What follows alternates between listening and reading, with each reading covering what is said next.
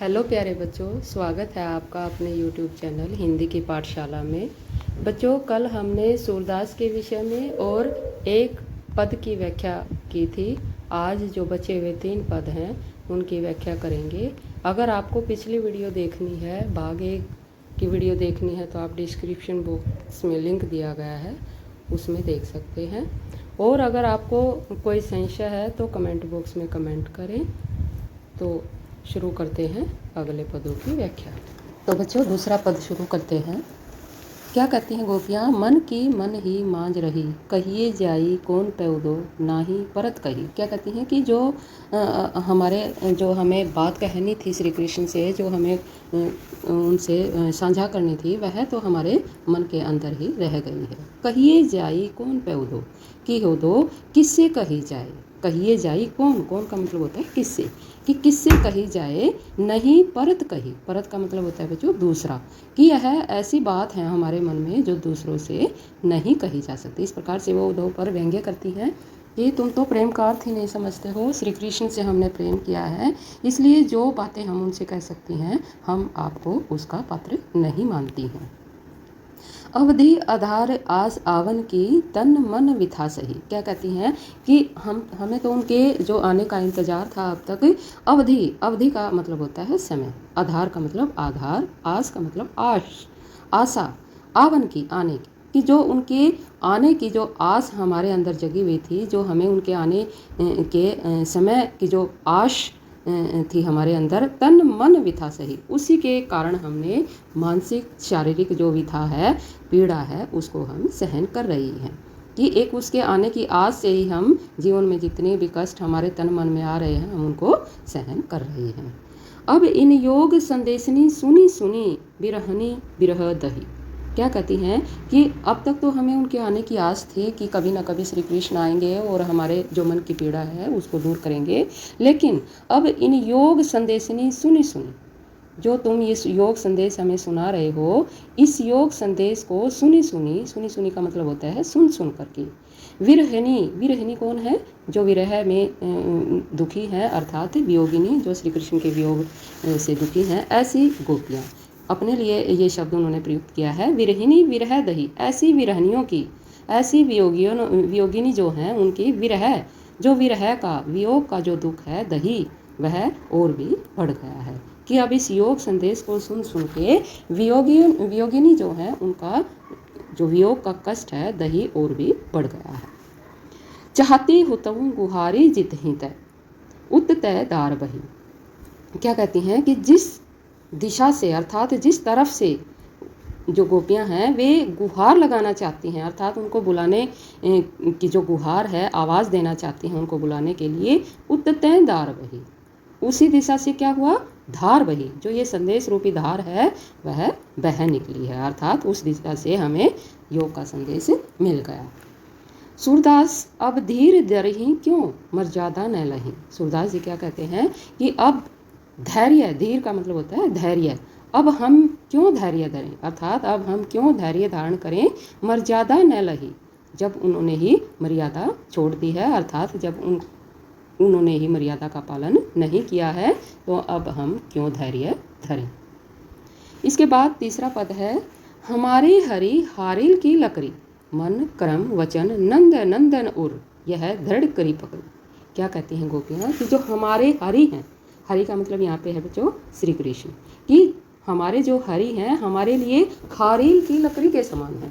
हारिल एक पक्षी होता है बच्चों, थोड़ा सा जिस प्रकार से कबूतर होता है उस प्रकार की प्रजाति का होता है पक्षी, जंगलों में ज़्यादातर पाया जाता है ये। कि जो हारिल पक्षी होता है वह अपने पंजे में किसी भी लकड़ी को जकड़ लेता है और वह तब तक उसको नहीं छोड़ता जब तक वह प्राण नहीं त्याग देता या वह लकड़ी अपने आप ही टूट नहीं जाती। मतलब कहने का वो अपने पंजे में उसको जकड़े रहता है। कि हमारे लिए जो हरि हैं, ईश्वर हैं, श्री कृष्ण हैं, वो हारिल की लकड़ी के समान है। मन कर्म वचन, हमने अपने मन में अपने कर्म से और अपने वचनों से, अर्थात जब हम बोलते हैं हमारे मन में भी वही है, हमारे वचनों में भी वही हैं और हमारे कार्यों में भी वही हैं। नंद नंदन, नंद नंदन कौन है? जो नंद बाबा के पुत्र हैं श्री कृष्ण, उनको हमने अपने मन से, कर्म से और वचन से, उर हृदय में उनको जकड़ लिया है। किस प्रकार? जिस प्रकार हारिल पक्षी लकड़ी को जकड़े रहता है, उसी प्रकार हमने श्री कृष्ण को अपने उर में, हृदय में, मन से, कर्म से और वचन से जकड़ लिया। यह है दृढ़ करी पकड़ी, और उसको हमने दृढ़ता से अपने उर में पकड़ लिया, अर्थात उसको स्थापित कर लिया है अपने मन में। जागत सोवत स्वपन दिवस निसी, कि जागत जागते हुए, सोवत सोते हुए, स्वपन स्वपन में भी, दिवस दिन में भी, निसी और रात में भी। निसी होती है रात। कान्ह कान्ह जकरी, कि कान्हा कान्हा का ही रट लगाए रहती हैं। कब? जागते समय, सोते समय, स्वपन में भी, दिन में भी और रात में भी। सुनत जोग लागत है ऐसो जो करवी ककरी, और अब जब हमने मन से, कर्म से, वचन से श्री कृष्ण को अपने हृदय में स्थापित कर लिया है, तो अब ये योग संदेश हमें लागत है, ऐसा लगता है जो कड़वी ककड़ी। जिस प्रकार से जो कड़वी ककड़ी होती है, उसका बड़ा ही उसका जो स्वाद है वो अच्छा नहीं लगता है, उसी प्रकार से हमें यह योग संदेश भी अच्छा नहीं लगता है। किसके समान बताया है योग संदेश को? कड़वी ककड़ी के समान। सु तो व्याधि हमको ले आए, देखी सुनी न करी, कि तुम तो अब उसको जो कटाक्ष करती हैं उद्धव के ऊपर, व्यंग्य करती हैं कि सु तो व्याधि हमको ले आए, कि तुम तो ऐसी व्याधि, व्याधि का मतलब है यहाँ पे बीमारी, रोग।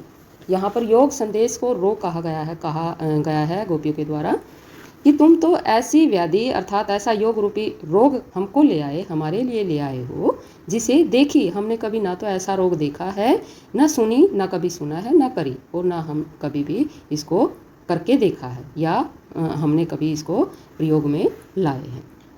यह तो सुर तीन ही ले सौंपो। सूरदास जी अब क्या कहते हैं कि जो यह तो, ये योग संदेश जो है, तीन ही का मतलब होता है उन्हीं ले सौंपो, उन्हीं लोगों को सौंप दो, उन्हीं लोगों को इस योग संदेश को पहुंचाओ जिनके मन चक्री, जिनका मन चक्कर काटता रहता है, अर्थात जिनका मन स्थिर नहीं रहता है, जिनका मन चंचल है, एक जगह पे जिनका मन टिकता नहीं है। अर्थात हमारा मन तो श्री कृष्ण के प्रेम में स्थिर है, हमारा मन तो और किसी उसमें किसी दूसरी जगह पर नहीं लग सकता है। तो ऐसे चंचल मन वाले लोगों को ही इस प्रकार का योग संदेश शोभा देता है। तो अब चौथा जो पद है उसको पढ़ेंगे बच्चों। हरि है राजनीति बढ़िया। अब श्री कृष्ण पर कटाक्ष करती हैं गोपियाँ, क्या कहती हैं कि जो हरि है, अब उन्होंने क्या कर लिया है? राजनीति की शिक्षा प्राप्त कर ली है, राजनीति उन्होंने पढ़ ली है, अर्थात अब तो राजा बन गए हैं और राजकाज के ही कार्य करते हैं और उसी की शिक्षा प्राप्त करते हैं। समूझी बात कहत मधुकर के, समाचार सब पाए, कि अब मधुकर जो उद्धव है उसको मधुकर कह करके संबोधित करती हैं, क्योंकि जब पद शुरू हुए थे उस समय जब वहाँ पर जो उद्धव आए थे उस समय वहाँ पर एक भंवरा आ जाता है, तो गोपियाँ समझती हैं कहीं जो ये उद्धव हैं ये कहीं मतलब हमारी बातों का बुरा ना मान जाए, इसलिए वह अपनी सारी बात जो भंवरा है वहाँ पे उसको कहती हैं, ताकि व्यंग्य के रूप में कहती हैं, ताकि जो उद्धव है वह समझ भी जाए और ये भी ना समझे कि ये जो है उसको बुरा भी ना लगे।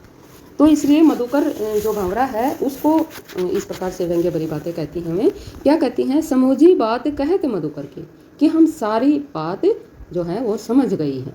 हे मधुकर, हे भंवरे, हम सारी बात समझ गई हैं, समाचार सब पाए, हमने सारा समाचार पा लिया है, अर्थात हम सारे बात को अच्छे से समझ गए हैं।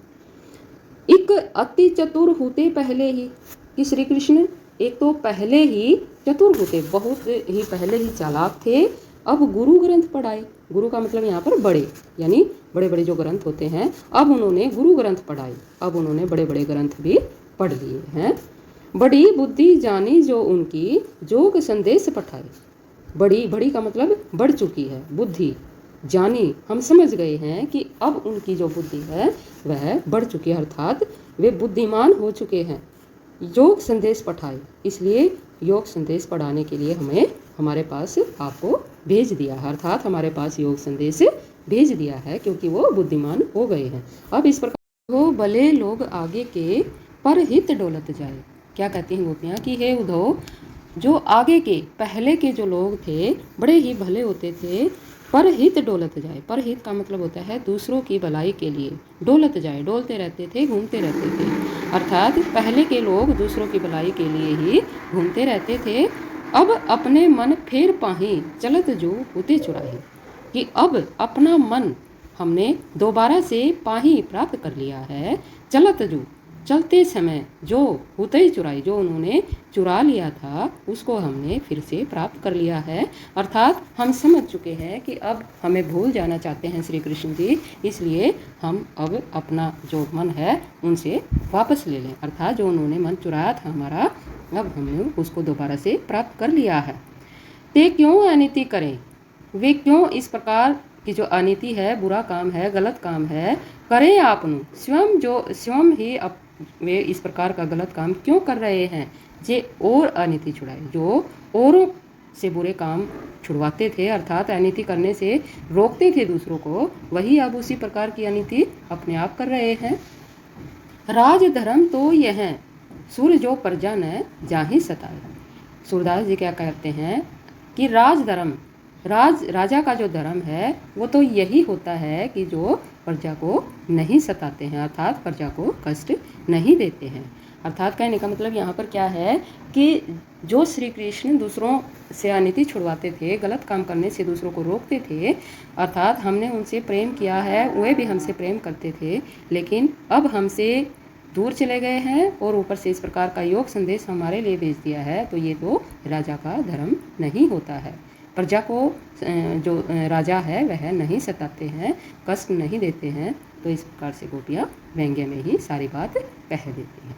तो बच्चों, अगर आपको सभी पद समझ आ गए हैं तो कमेंट बॉक्स में कमेंट ज़रूर करना। अगर कोई संशय है आपको तो वो भी मुझे ज़रूर बताना, और मिलते हैं अगली वीडियो में। और वीडियो को बेटा आप लाइक, सब्सक्राइब और शेयर ज़रूर कर देना। Thank you for watching.